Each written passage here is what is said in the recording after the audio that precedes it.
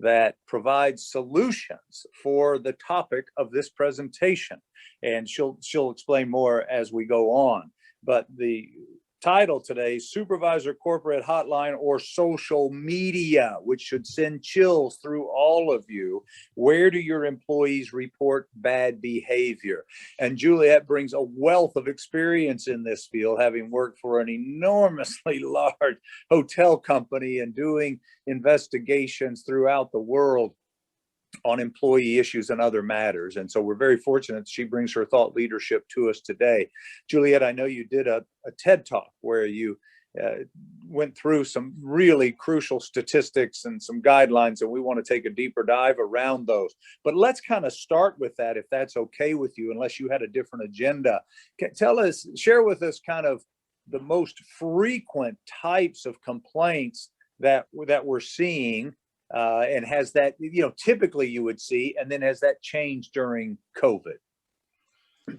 A little bit. So the changes during COVID have been more safety issues. I remember early on in the pandemic, so just after the end of March, when people started locking down and becoming aware of what was going on, the complaints trended towards the, in my experience, so I can't speak for, but the ones that I was privy to, they tended towards the, why are we still open? Is it safe to be open? Is it safe for me to go to work?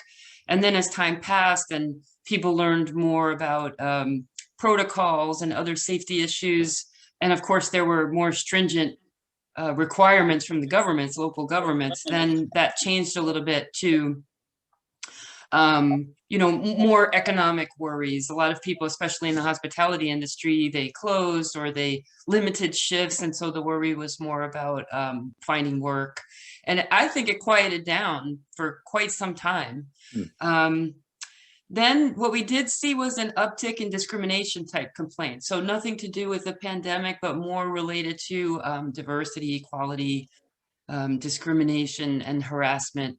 And I think, as everyone followed in the news, it probably just progressed along the same lines.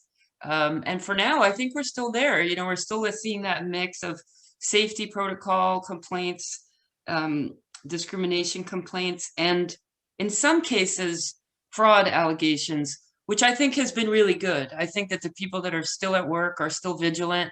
I remember talking, not on the TED Talk, but in a different venue, I was answering some questions from a reporter on why it seems that whistleblower reports have increased during the lockdown. So for example, the SEC saw a 31% increase.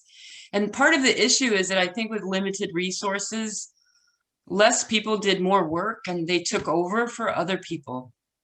And so they saw things that they thought might not be appropriate that they wouldn't have been privy to if they didn't have to take over those responsibilities from those particular employees who were furloughed quickly, no time to clean up, might have lost access to their email and to all of their documentation, from one day to the next. So that's been pretty interesting, I think, to see that, the people that remain are still vigilant and still willing to speak up. The difficult thing, though, like I did mention in the TED Talk, is the speaking up part is external. And so that's what I think we really need to combat, in the industry is, for example, the restaurant owner whose employee complained on Facebook about harassment. It was seen more than 700 times, I think, before they were even aware that there was an issue.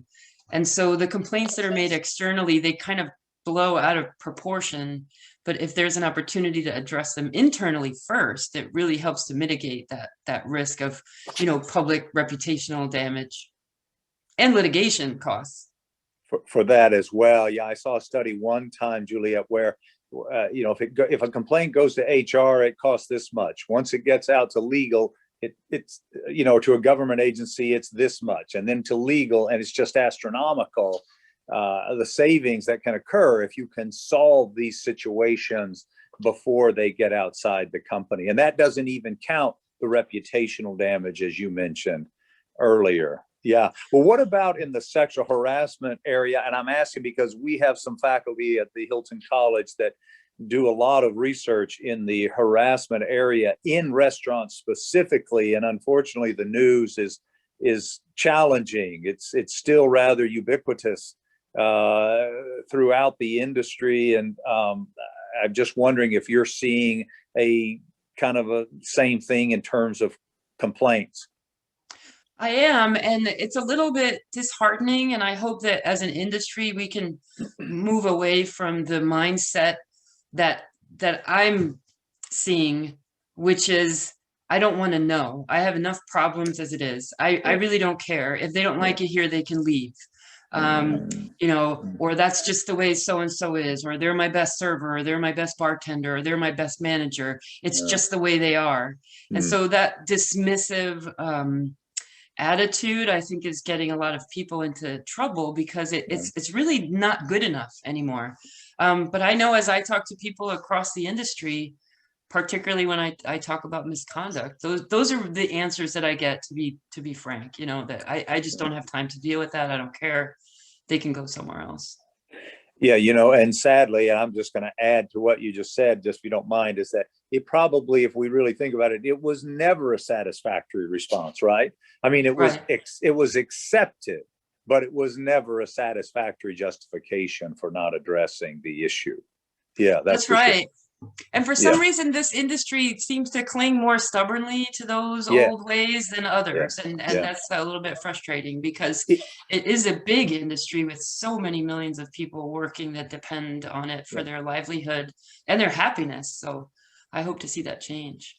No, that's a very good point. It is a enormous employer of people. And because of that, though, Juliette, I think that we're seeing much more scrutiny of this industry, both on the restaurant, food, and beverage side, as well as on the hotel side, because the government has finally woken up, and all levels of government woken up to just how significant a role the hospitality and travel industry plays in the employment space.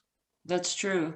That's true. There will be more attention on it. And so that's why I think the focus on, you know, making sure that all types of risk management and compliance programs are buttoned down is critical in the next few years, particularly. Yeah, I think you're right. So, okay. So let's kind of get to the heart of the matter then. And that is that you assist businesses designing reporting mechanisms. Is that a fair way to, that's one of the things you guys do. Is that fair? That's right. So we have a reporting mechanism, but what we help them design is what to do with it, because the reporting mechanism is just a conduit, right? It's just a way to get a message across. It's very simple. You know, it's actually really cost effective. What adds the cost, what adds to the burden, is creating the program around it, because the reporting system is only as good as what happens after the company gets the report, right? Yeah. So that's the part where we find people are very hesitant. And so the ones that are amenable to encouraging that kind of speak up culture, they'll say, okay, great. I want to be able to do this. I know I have to do this. Or in some cases, the EEOC settlement says I have to do this as part of the settlement agreement. But I don't know what to do once I get a report. And I found that, especially in this industry, we're very comfortable with investigations that have to do with operational issues, like you know, maybe skimming cash. I think any manager or owner operator that's confronted with that kind of allegation is clearly able to figure out how to go about investigating that, and they're not uncomfortable with it. But if you bring something a little bit bigger, like maybe a bribe or a kickback or a conflict of interest or discrimination, and especially a harassment complaint, everybody seems to shut down and be very afraid of taking any steps at all. And so that's what I think. I know I've been trying to get the message out that it's really as simple as any other type of investigation. And so even though emotions might be a little more heightened, in certain cases, it doesn't change the steps that have to be taken to either prove or disprove that something happened. Yeah, that's interesting. So tell us then, you guys have a hotline program, right? Is that what you found to be the most effective way for reports to be channeled? We do, and we think the web reporting is the most effective way. So not like an 800 number or an operator, but you know, usable from any device type web reporting form that someone can take their phone, sit down, fill out a short form, describe what their report is or their complaint or their allegations, and then press on. But on the other side, what we have is that incident tracking platform. And I think that's what's most important for the companies, is because, here's an auditable, defensible format where all of these complaints that are received, and there may be 2, there may be 100, it certainly depends on the size of the organization, but they can track, how many people are complaining, what are they complaining about, when did they complain, is it limited to particular regions or to particular stores, is it limited to particular managers, are there, if there's litigation, a lot of times it could be 2, 3, 4 years down the road. And so people don't remember what happened, or there's turnover. And so they have all of this data available at their fingertips to remember why they took the steps they did, what steps they took, what the result was, how much disciplinary action was involved, or any other remediation steps that were taken. And they can look at that. And then for larger companies that have, for example, a board of directors or maybe senior leaders that meet occasionally to discuss both the state of operations and the finances, they should also be discussing that kind of compliance space. Is how many complaints did we get in the past quarter? What were those complaints about? What did you do about those complaints? Was anybody terminated? Did you need additional training? Do you need resources to be able to prevent this type of issue from happening again? And so tracking that data is really key. I don't know if you're familiar, well, of course you are familiar with Smith Travel Research, but we can look up almost anything we want about lodging, right? Yeah. All kinds of numbers, all kinds of issues. Yeah. We don't really have any of that for risk management, as far as I'm aware of. No, we don't. That's such a good point. I've been trying to get the insurance companies that are involved in hospitality to track incidents, that at least that end up at their level, and they just refuse to do it. Or they do it internally, but there's not a clearinghouse like STR. No, it's a very fair point, and it's something we should be doing. There's not, and there's some couple of larger companies that offer the hotline and case management services that have been in business for quite some time, and so they have millions of reports that they aggregate data from, and it's all been excellent in terms of figuring out the companies that use them, how much money they saved in litigation, what types of issues they saw, whether the reporters were anonymous or not anonymous, how long it took to investigate the case, and so on. But the number of hospitality companies that are their clients is really small. So when you try to take that data by industry, it's not helpful for this industry. If you're looking at oil and gas, education, pharma, there's great data out there from some of those larger vendors, but certainly not for hospitality and leisure. Yeah, no, for sure. So talk to us about some of the more prevalent risks that I know we've identified some, and we've identified the way people claim, but logistically, where do the breakdowns occur? And I know you said, well, we get the complaint and we don't know what to do with it, but other than that, are there other logistical breakdowns that you typically see companies do that gets them into hot water? Is that a fair question? Yeah, I think the big one is onboarding. There are some companies that spend substantial amounts of money creating great codes of conduct. Some have none, which is the other side of the coin. But the ones that have, great policies, great SOPs, they have comprehensive codes of conduct, but then they don't really train people on them. So for example, there'll be a new server, and the server will come in and they might not even see that handbook or the code of conduct. I've conducted a number of investigations over the past year where I've said, was this in your code of conduct? Was this in your employee handbook? I don't know, I never saw it. And of course, on the HR side or on the legal side or even on the management side, they're telling me, oh yeah, here's my employee handbook. It's right in there. They should have known. So yeah, but they didn't sign it. They didn't look at it. So at that initial first month on the job of training, being able to point to and have someone of status delivering that message, that tone at the top.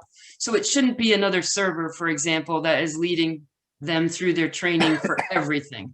Maybe the general manager could sit down for 10 minutes and say, look, I just want to tell you, this is really important to me. This is our code of conduct. This is what we live by. We walk the talk. We want everybody to do this, and watch them sign after they've agreed that they read it and understand everything that's in it. That'll prevent so many problems down the road. Because like I said, that piece I see is missing in so many cases where employees just didn't know.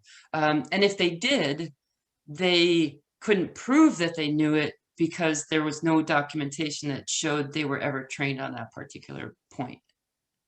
Yeah, listen, I think that's a great point, and we've been trying for a long time at our conferences and in writing and webinars, et cetera, to get organizations not just to, get that signature, I have read and understood it, but actually to do a test or just a little open handbook test that says, if you feel this, right, if you feel offended, if you feel that, then who do you contact, right? Or and you actually get them to write it out or to actually, do multiple choice or whatever it is. And that definitely creates the evidence that they would need to demonstrate, yeah, we took the time and the diligence to be sure that they were aware of this. Because look, it's very difficult in a courtroom, right, to justify how you can test people over menu items, but not test them over these other institutional infrastructure pieces that are just as important, that get us into a lot of trouble, right? And really can ruin people's lives. It's funny you say that, because I remember working for a number of different companies and operations and taking those tests and being told, if you don't pass that food test, you can't get on the floor. Yeah. But I could not remember right now, for the life of me, anything that had to do with codes of conduct or expected behavior on the floor. Yeah, no, it's coming slowly but surely. We're starting to see it more in the alcohol training piece, right? The responsible service of alcohol. And we really have been talking about it for 30 years, but it's just slow going, as you pointed out. It just drips like molasses in this industry, and it really is something we need to do a better job of. And I hope people take advantage of Ethics Suite. But talk to us for just a moment, Juliette, about the entire suite of services that Ethics Suite provides. We know you have the reporting tool, but how deep can you guys go? Well, we can conduct investigations for our clients. We continue to do that. So if they have allegation, let's say that either first they're not sure they can investigate, maybe they don't have the resources, or maybe they don't have the skill set within their organization. But the next piece that's important is sometimes people call us because they think, we're fine investigating this on our own. We certainly have the wherewithal and the resources, but we're very concerned that the result of our investigation will appear to be not impartial or objective. Right, biased. Yeah, right. And so we would really like a third party to do the parallel work, even without our interference, either just to see if they come to the same conclusion, or at least to be able to say, we've had an impartial third party come in and look at the same exact issues without our influence, and this is what they came up with. So the interesting thing about that is that most of the time, the employees are a lot more comfortable speaking to a third party as well. So more will come out. So for example, I just finished doing an investigation for someone who initially approached me about a discrimination allegation. After all of the interviews, it ended up being not just a discrimination allegation, but a pretty significant fraud investigation. So it grew a little bit bigger, simply because the people that we were talking to would say, hey, by the way, this is wrong, and this is wrong, and this is wrong too. So wow. They felt a lot more comfortable opening up. So Yeah. I think that third party comfort is very helpful, if they don't feel like they'll be retaliated against when they talk. And then, besides the investigations, of course, there's also the development of the whistleblower program, maybe the development of investigations resources. I've worked with some companies that they've said, we get a lot of complaints about fraud. We want to have our own team investigate it. We don't want to have to keep going outside. So can you help us select those people, train them, kind of get them off their training wheels, and then we can have our own team that does that. So that's been a lot of fun for me, especially. And then we do the policy development. If people want to have a more, robust suite of policies, they may have access to a code of conduct, for example, or an anti-harassment policy, but a lot of times they don't think about policies such as money laundering.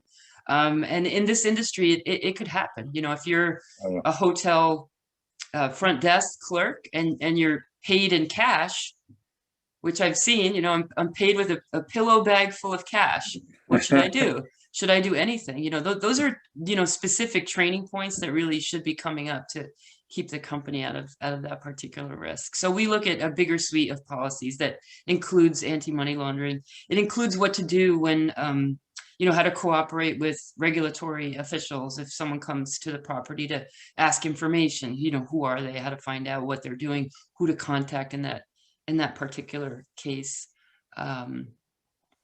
And then, you know, we always add anti-fraud programs, which we think are really important. What should be reported, what is okay not to be reported, especially when there's no real central view of what's going on throughout the whole organization. If it's small enough, that's a lot easier. But if you have, you know, 20, 30, 40, 50 units, how do you know what's going on at each of them if all of the information doesn't bubble up to some central source?